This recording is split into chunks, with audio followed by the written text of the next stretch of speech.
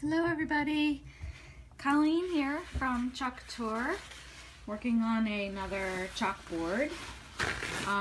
This chalkboard I actually got from Michael's, and it actually, I don't know if you're going to be able to see this, it comes on a tripod already built into the chalkboard, and I had this old design on here that I used for demoing at craft fairs. So I just sprayed it with some water. So I'm going to go ahead and take the design off of the chalkboard, just using a little bit of water and paper towel. This design has been on here for a little while, so you got to put a little muscle into getting the old chalk paste off. But even when you don't use a couture board, you can still remove the design. I still highly recommend the couture boards because they definitely are a lot easier to work with. They are a lot nicer board. This one, serves its purpose. I can still make designs on here and then go ahead and erase them, but you can tell when you're working with it that it's just not the quality that you get with the couture boards. But having said that, these are great to have around the house. They are a little less expensive, and they do have some really cute designs. But again, the couture boards are just, you can just definitely tell the difference. With some of these boards that you get from Michael's or Hobby Lobby, they sometimes will leave a shadow, and here's the perfect example. And so you can see the shadow of where the ornaments were. So it requires a little bit of extra muscle to try to get that shadow off. And in some cases, the only way to get that shadow off is with like a magic eraser. But you can see when on my paper towel that I'm actually taking some of the chalkboard off. So it is true, you get what you pay for. That's not knocking their boards or anything like that, because they are fantastic boards. They just and they work okay with the couture products. It's just that the couture boards themselves are actually so much nicer to work with. So, all right, enough of the pitching the board there. Let's just see if we can get the rest of this cleaned off. And I think that I'm not going to be able to get all this shadowing off because I do not have a magic eraser, but I have heard that they do work in getting the shadowing off. But I think the design I'm going to put over this is actually going to cover the shadowing that's on here anyway. So I'm just going to take a towel, because I've got some of the paper towel remnants here on the board. I'm just going to pull this away for a sec and get all these remnants of the paper towel off. Let's see if I can scrub a little harder to get rid of this old design. Let's see what we can do here. Yeah, you can definitely see the ghosting effect on this board.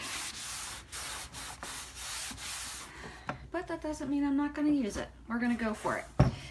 This transfer that I have is an amazing transfer. It's huge. It's wishing you a Merry Christmas and a Happy New Year.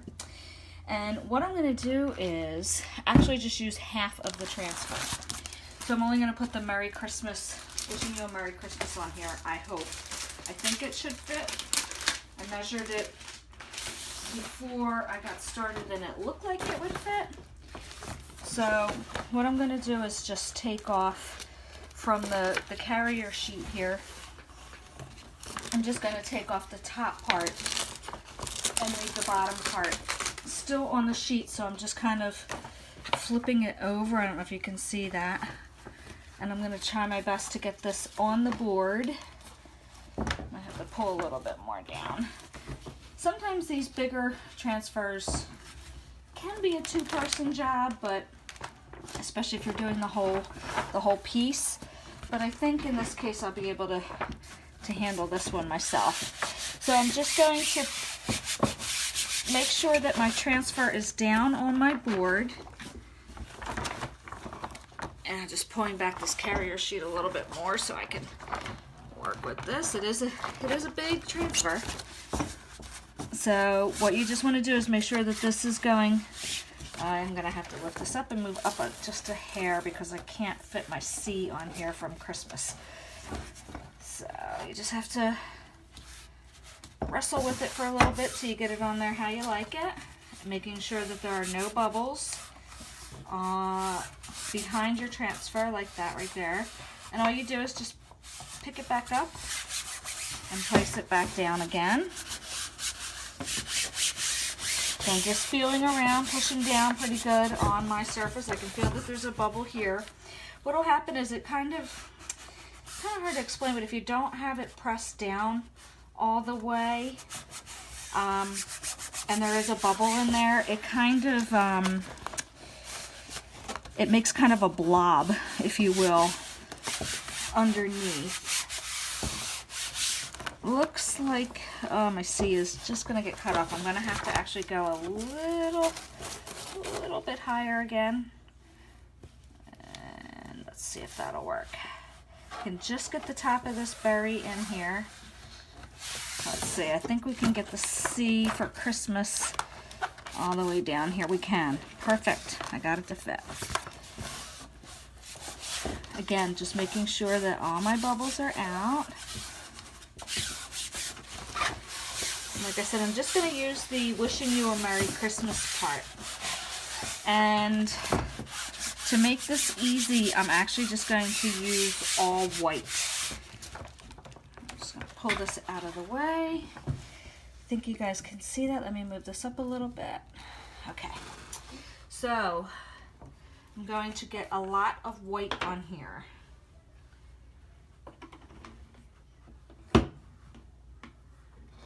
I may wind up using, this is called our angled squeegee. This will let me get into all the corners. So I'm just going to get a lot of white. You see I'm taking a lot of white out of here. And I'm just going to go over the whole transfer, just pulling down over my words, and I can see a bubble. Well, keep going and see how it works. But you're just going to pull the paste down over all the silkscreen area, making sure you cover the whole silkscreen. And again, you want to work sort of quickly with this. This is a rather larger piece. Just set that down so I can make sure that's in there. This is a bit of a larger piece, so you do have to work a little bit quickly.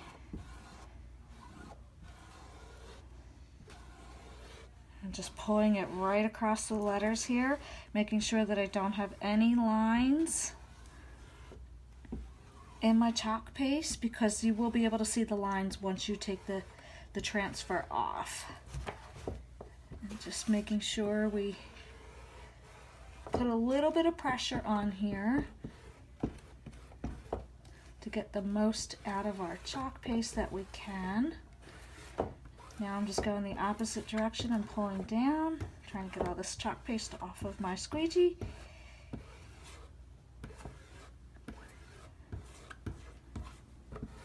Okay, now I'm just going back and lightly going to get all these lines out and just putting a little more pressure to get some of this chalk paste off here so that I can spread it around. Again, trying to work as quickly as I can. I'm gonna have to get in there and get some more paste. There we go. And these are silkscreen transfers, which you can use your transfers a bunch of times if you take care of them and clean them. And by cleaning them, all you have to do is just have them in a pan of water to get the chalk paste off. And then your final step would be cleaning it with a excuse me, a disinfectant wipe to make sure, excuse me, that you are cleaning your transfer, and it will also help to bring the stickiness back to the back of your transfer so that you can use it for another project. Again, just applying a good amount of pressure here to pull my paste down. Trying to hold this down. Okay, grab a little bit more paste. We're almost done. I think I do want to try to get the snowflake in here. Try to get the holly over here in the corner. See if I can get that. This is perfect for your angled squeegee. It gets right in there in the angles. Okay, I'm just pulling my paste down, making sure that I have everything covered. I just want to go back over here because this C is not laying down properly. Let's see. Okay. We're going to put all of this excess back into our jar, making sure that we get it all off of our squeegee. So we want to keep as much chalk paste as we can. Set that to the side, and hopefully this came out because it was moving a little bit in the bottom. Yeah, it did kind of bubble, but I can fix that. Just peeling our transfer up very slowly so that we don't stretch it.